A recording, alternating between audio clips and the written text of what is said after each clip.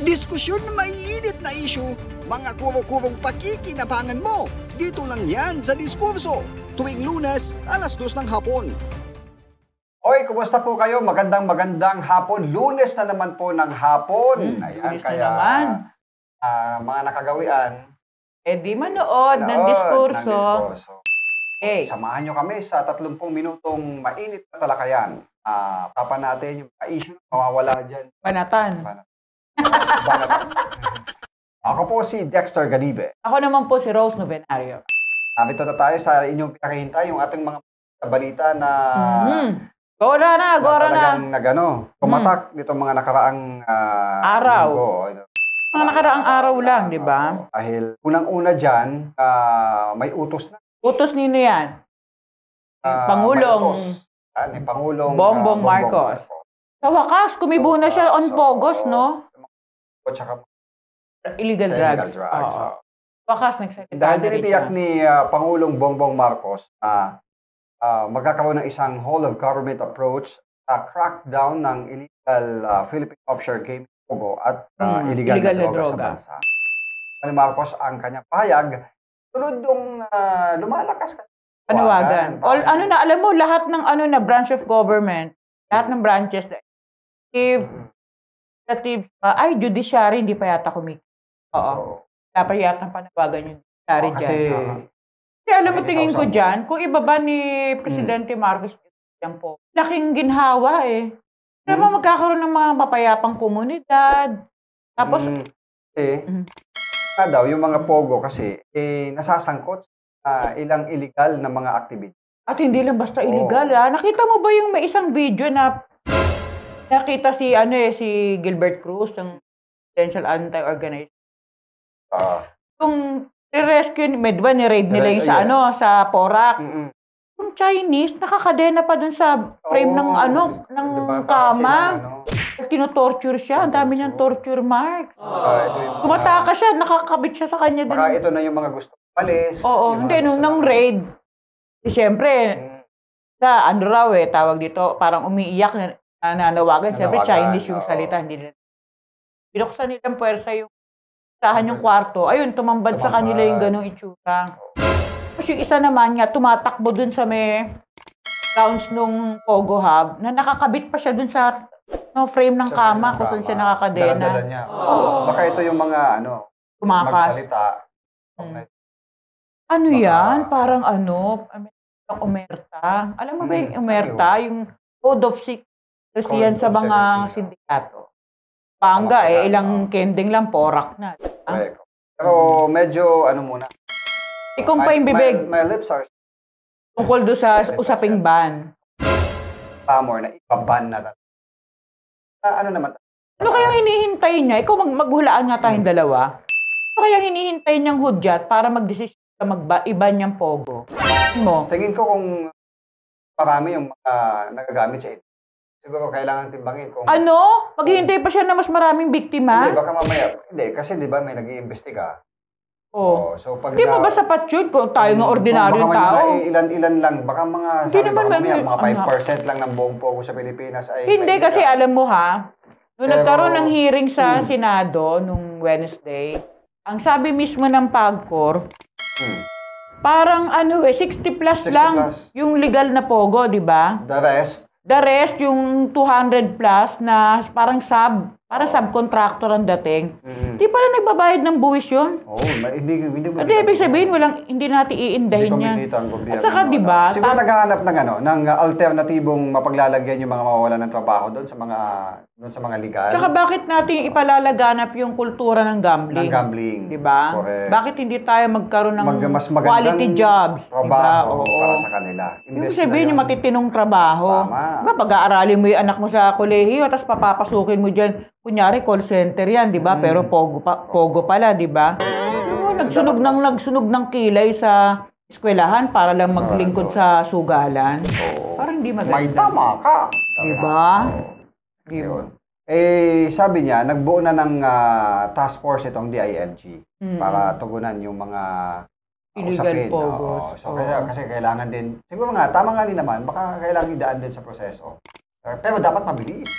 Oo, ang bagal Yung process na... Oo. Alam mo kasi sa lalim nung... Usad... Pagong. Hindi, may mas mabagal pa eh. Usad uod. Grabe. Oo nga, no, kasi uod, gano'n. Gano'n na. Yung pagong eh. may nakita mo ba yung nag-trending na pagong? Oo. Na nilagyan ng gulong? Oo. O, di ang tulin niya. Oo, di ba? Mabilis ng pagong ngayon. Ang galing talaga ng mga tao. Ang pag nag-isip eh. O ano ba yung mga krimen na inuugnay dito sa Pogos? Kabilang na dyan yung trafficking. Human trafficking. Human trafficking. Pero akala ko yung traffic eh. Human trafficking, yung pagpapalusot ng mga ng mga illegal aliens. Na walang dokumento na ginawa ng illegal sila nakakapasok sa Pilipinas. Gumagamit ng ibang identity. Pero paano ba makakapasok ba yan dito kung walang timbre sa Bureau of Immigration? Diba lahat naman ng pumapasok dito at lumalabas sa immigration dumadaan eh. Kaya ako maliban na lang kung ito ay dumaan sa Saan? Sa mga backdoor. Hindi rin kasi alam mo na monitor ang kaap na monitor nila yung movement ng mga eroplano ng kahit anong kung magbangko. Tapos umi-stop lang doon sa medyo malayo saka nag-speed hindi naman sa talaga? May mga ganun. Parang pelikula yan. Ginagawa parang merong may idolo ka, mahilig manood. Nagiging din to, nagiging isang venue para sa money laundering. Oo, naglalabada ng pera. Ito ba automatic, semi-automatic, or fully automatic? Fully automatic yan. Yung laundering, yung washing niya, ng money. May tax evasion pa. Kasi di ba napatunayan doon sa mga yung mga illegal na... hindi naman nagbabayad ng buwis. May prostitution pa. Paano napapasok doon? Kasi di ba yung mga pogo bosses, may di ba may mga KTV, di ba nakita din sa mga ni-raid? Di ba yung pogo parang isang malaki siyang community na andun na lahat. Doon na sila nakatira, doon na sila nagtatrabaho, andun na yung diversion nila, yung sugal, di ba? Sugal, babae, alak, lahat, drugs, pati torture chamber, meron din. Yung ng torture, kidnapping, torture, at marami pa eh. Maraming bribery. Ang bribery, syempre, sa mga opisyal ng Pilipino yan.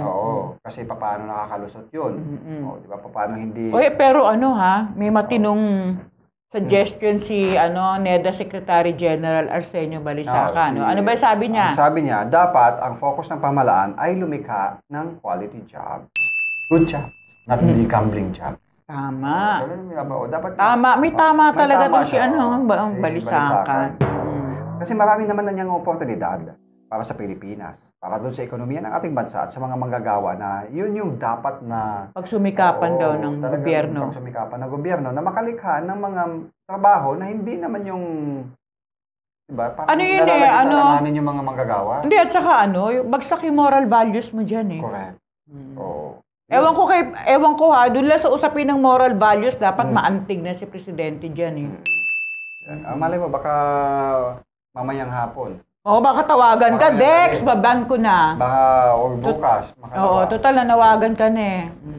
Sige. Ginoong presidente. Antay-pogo kami. Kami po ay nananawagan. Na ipagbawal yun na ng tuluyan. Totally, wala nang pogo sa Pilipinas. At gawa ng paraan yung mga... At parusahan. Yung mga legit na may trabaho naman ng mga yung mga nagtatrabaho na Pinoy, mahanapan din kaagad ng kanilang malilipatan trabaho. Malibigyan sila ng katrabaho. At saka yung mga may kasalanan, panagutin. Hindi porket, baka iniisip kasi ng iba pag binan, makakalusot na yung mga gumawa ng mali. Hindi naman po ganun. Kasi may task force nga daw na binuo. Sabi. Malay mo, baka kung hindi man bukas, linggo bukas eh. Sa Monday. Kung hindi bukas, kung hindi ngayon. Sa Monday.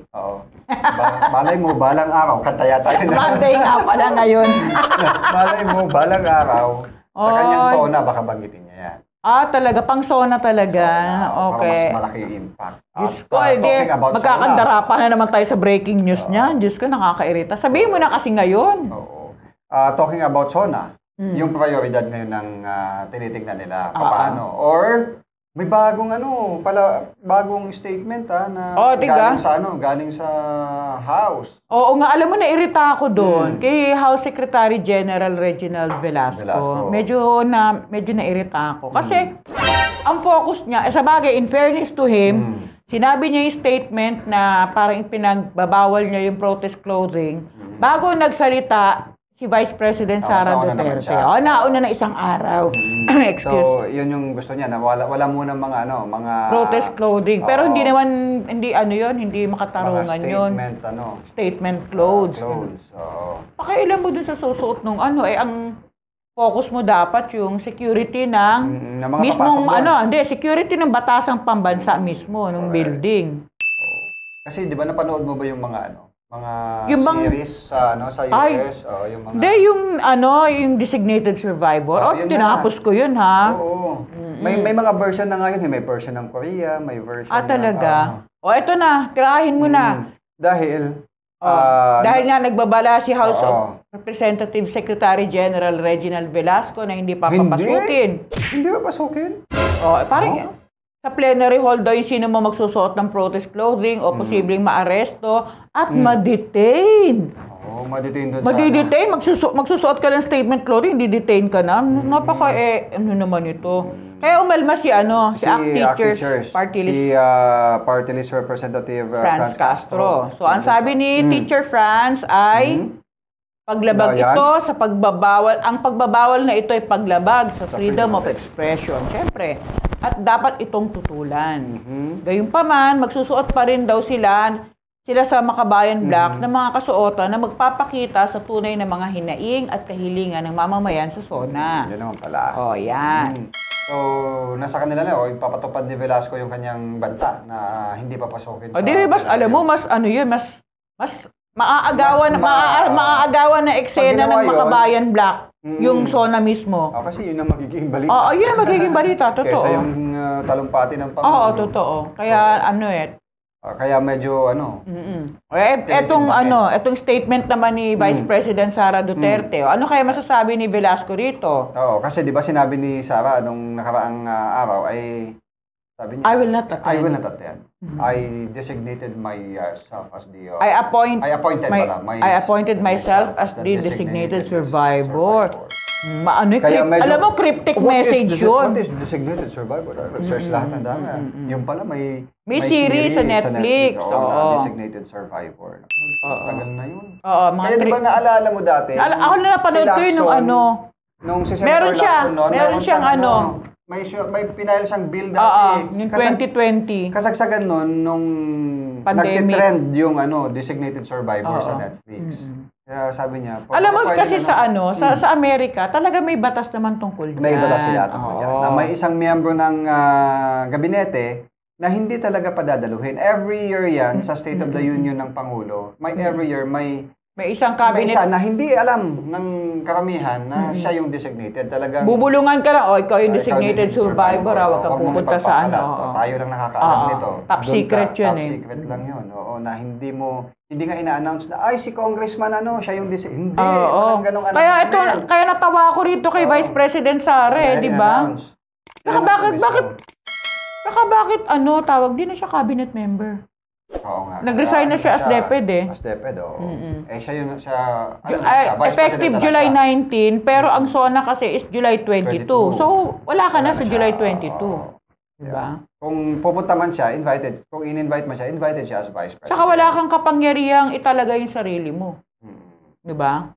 Tsaka wala namang batas tayo na gano'n dito sa Pilipinas. Oo nga, naman to alam mo naman to. Kasi kung sakali kasi yung ginagawa ng US, sakali mang bombahin yung lahat magkaroon ng catastrophe. Kung saan nung nagsasagawa ng speech ang kanilang Pangulo, mayroong isa na tatayo at magiging Pangulo. Kasi nandun yung Vice President. Lahat, pati Senate President, Speaker, lahat. Nandun sila lahat ng matatas na opisyal. Isang cabinet talaga. Ilalagay siya sa isang secured area. Location. Talagang walang ka doon, tawag dito, absuelto ka sa lahat ng kapahamakan doon ka sa safe na lugar. Lumindol man o mag-tsunami, nandun ka, ligtas ka. Diba? So, So, ano kaya yun? Kasi, di ba, medyo, So, bakit ka magde-designated survivor? Wala naman tayong batas. Saka yung sa mga pelikula, ginagawa yun.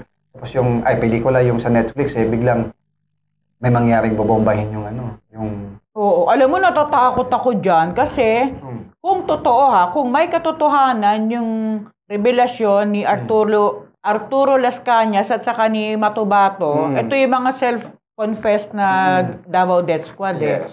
Ang sabi nila, nung araw, inutusan daw sila di umano ni Nooy Mayor Rodrigo Duterte para bombahin yung mosque. Yung may bami. Lumabas yan sa hearing, di ba? Sa Senate. So ako natakot ako doon. Kasi kung may something, tapos may isang something din na nag-designate ng sarili niya, parang 1+1 mo, kaya yun? Kung maalala mo, di ba may pagsabong na nangyari dyan sa House dati? Ay, oo, okay. Ano ang pangalan nito? Kalimutan ko yung pangalan ng congressman. Mujib. Mujib ba? Hindi si Mujib. Doon, di ba, doon mismo sa lobby? Doon sa mismo sa lobby, papalabas siya Sinabi kasi paano nakalusot yun? Ayun, hindi natin alam.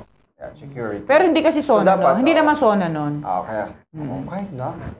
House of Representative yan, di ba? Paano nakalusot? So, alam mo sa SONA, di ba, ang tagal natin nag-cover ng SONA. Ako, Diyos ko po, hindi ko na mabilang sa mga daliri ko kung ilang beses. Grabe higpit, di ba? Ilang layer ng security yung dadaanan mo bago ka makarating sa loob. So, kung sino man yung plano ng masama, I'm sure hindi naman makakalusot yan. Parang lang din siguro naman yung sinabi ni Vice President. Parang may maisagot lang. Hindi, alam mo kasi yung usapin kasi... Tama na yung sinabi siguro, hindi ako dadalo.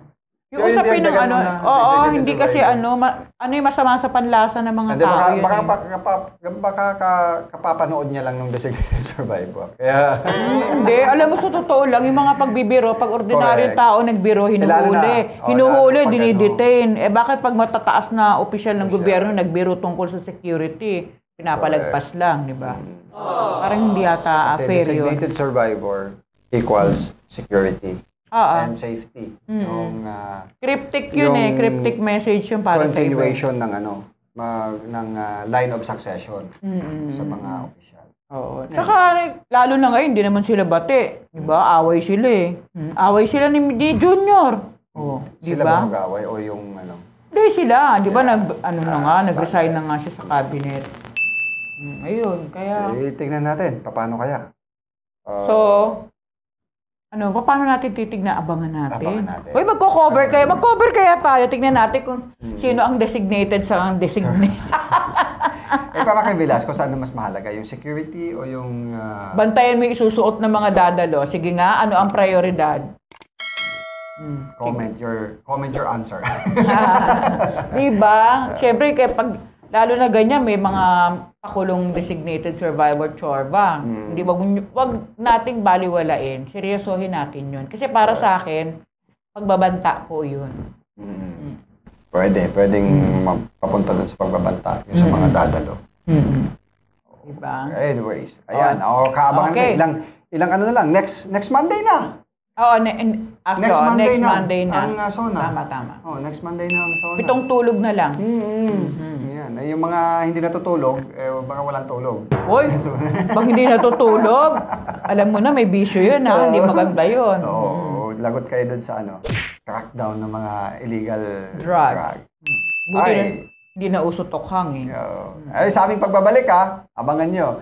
May i-feature tayo dito na yung mga opisyal, dapat gawin nyo yung mga kailangan gawin sa inyong mga constituents. May segment tayo para sa parang awa muna. Tsaka yung ating blind item mamaya sa ating pagbabalik. Diyan lamang kayo. Siguradong kumpleto sa kwentuhan, walang bitin sa bistuhan, at hitik sa katatawanan. Dito lang sa Showbistuhan. Kwentuhan, bistuhan at katatawanan. Miss F. as in Fernande Guzman, the Showbiz Authority. Basta showbiz chika, walang lusot kay Joey Austria. Intriga'y garantisado kay Boy Romero. Mapapanood sa Balitang Click YouTube channel tuwing Martes at Miyerkules, 2:00 ng hapon. Yes, kumusta kayo, Miss F? Kay Fernande Guzman, kay Boy Romero, at kay Joey Austria. Congratulations sa inyong bagong show, ang Showbiz Tuhan sa Balitang Click. Yan. Congratulations sa inyo. At please like and subscribe sa kanilang Facebook channel at sa kanilang YouTube channel. God bless you all! Diskusyon na maiinit na issue, mga kuro-kurong pakikinabangan mo. Dito lang yan sa Diskurso, tuwing Lunes, 2:00 ng hapon. Okay, nagbabalik po ang Diskurso. Ikalaro lang natin yung kanina yung sinasabi nating naging explosion doon sa House of Representatives noong 2007. That was November 13, 2007. At yung nabanggit ko si Moji Bataman, isa yung mga pangalan na lumabas noon na isa sa mga suspect. Pero na-clear naman sila. Na-clear, ang target nga daw doon si yung namatay. Si Congressman Wahab Akbar. At may limang iba pa na daw. Pero ngayon sa ating segment naman, itong parang awa mo na. Kantahin mo nga yan. Para may booking ka. Yung kay Nora Honor. Ay, may ganon, Ate Guy? Yung konting awa. Hindi ko alam yan, Dexter. Hindi ko alam yan. Yung sa mga OFW, yung kinanta niya yung kay Floor Contemplation. Okay. Kita mo, tanda na namin, no? Naalala ko pa, di ba?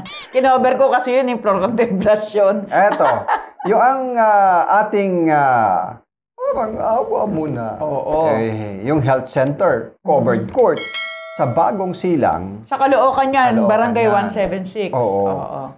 Ibinenta daw yung lupa. Pinag-iba muna yung building, syempre, bago ibenta ang lupa. Di umano.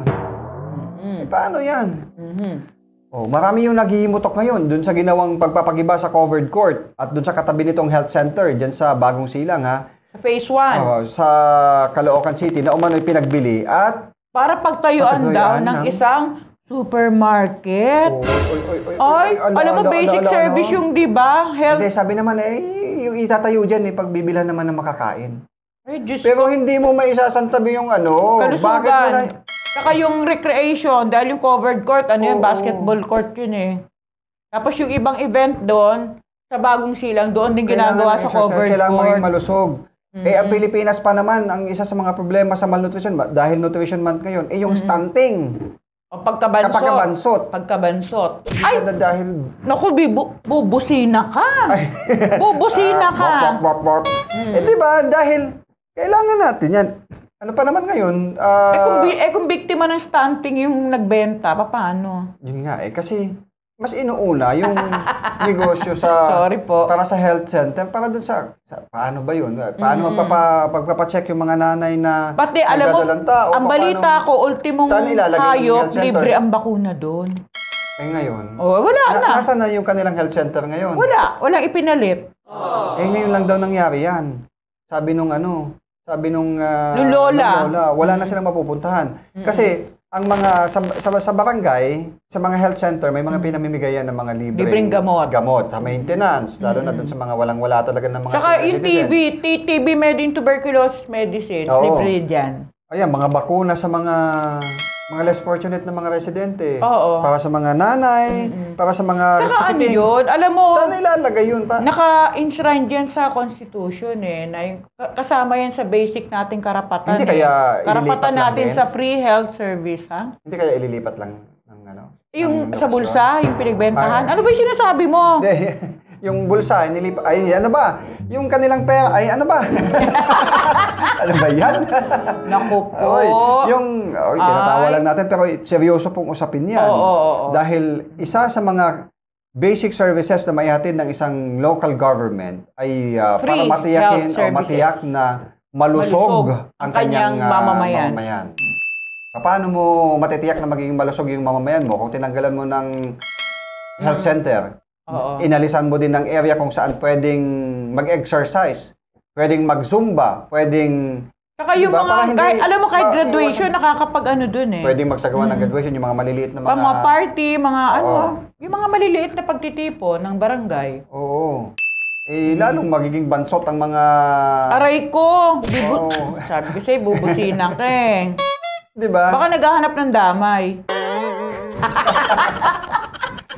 Di ba? Hindi naman ho, ano yan, hindi naman ho basta-basta lang yan na alisin mo. Isa Alam mo yan sa kahit mga- ano ha, kahit kung halimbawa mang merong council resolution yung tungkol dyan sa pagbebenta or pagpapaupa or ano man, o yung pagpapagiba, hindi pa rin po yun sapat para bigyang katwiran yung ginawa nyo. Dapat bago ginawa yun, di ba may patakaran, hindi ko alam kung gumagana pa ngayon. Dapat ano rin ito sa mga gusali ng gobyerno na bago mo gibain yung isang struktura o yung bago mo i-demolish yung mga informal settlers, dapat may paglilipatan at may lumipat na bago mo sirain. So dapat yan, ang ginawa nila, nagtayo muna sila ng bagong health center bago nila pinagiba. O kung yun ay talaga naman pagkakitaan ng gobyerno, pagkakitaan ng opisyal ng mga ano ng barangay.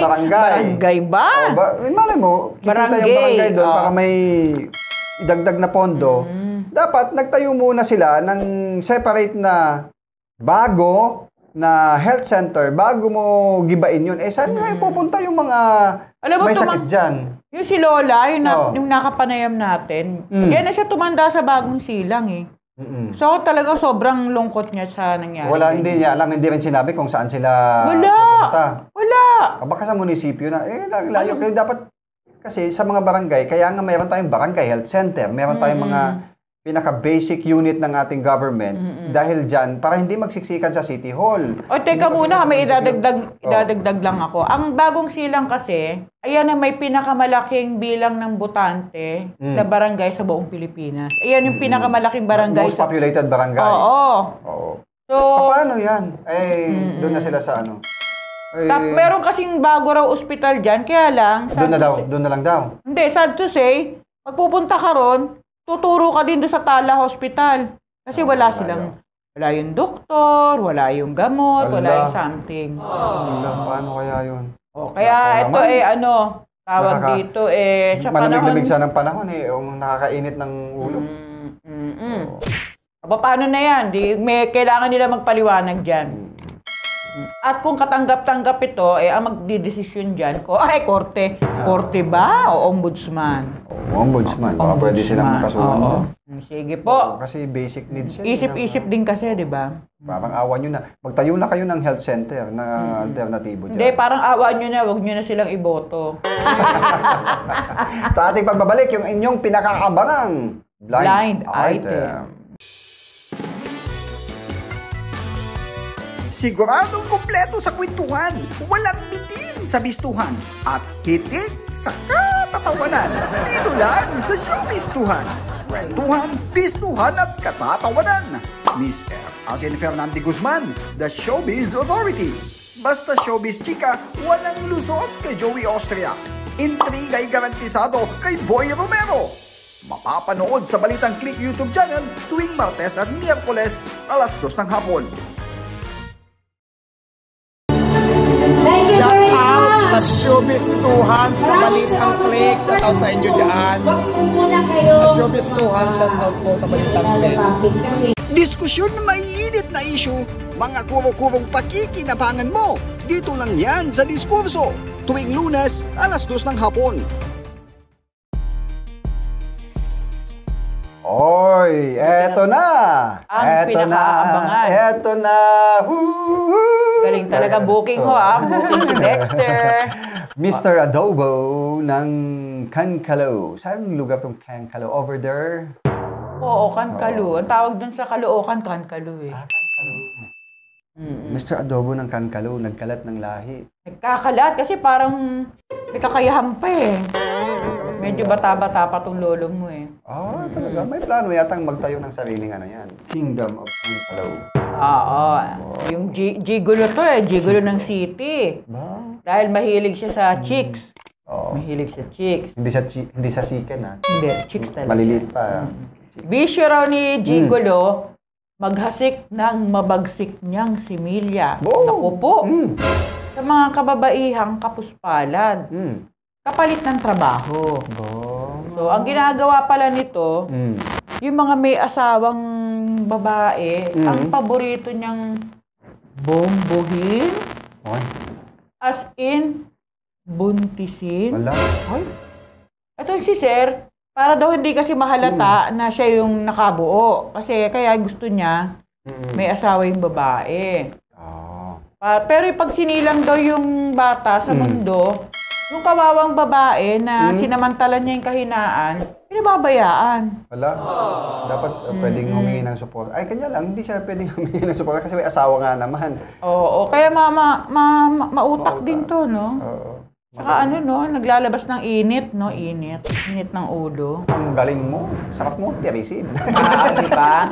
So, yung nagingit-ngit, yung meron tayong feministang chismosa sa Sangandaan, Siya nagchika sa atin ito, Ang sabi nga niya, yung mga babae nga daw, kawawa, pag naispatan nito ni Gigolo. Pag nakita daw sa opisina, oops, kailangan nito ng tulong. Pwede. Tapos nuknukan pa raw na, mayaman. Nuknukan na raw ng yaman. Ibig sabihin, hindi siya dating mayaman. Ito si Gigolo dahil naku-corner daw. Yung yung malalaking kontrata sa syudad. Baka siya rin nagbenta doon sa Hindi natin alam.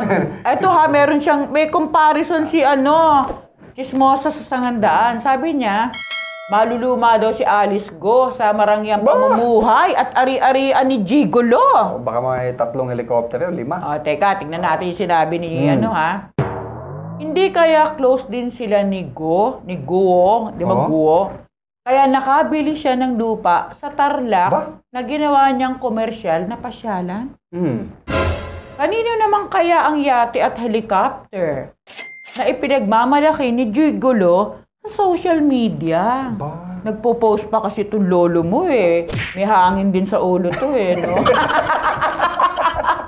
Hindi nakatiis no? Di ba nila alam may batas na pag nasa gobyerno ka, mamumuhay ka ayon lang dun sa sweldo mo. Di ba?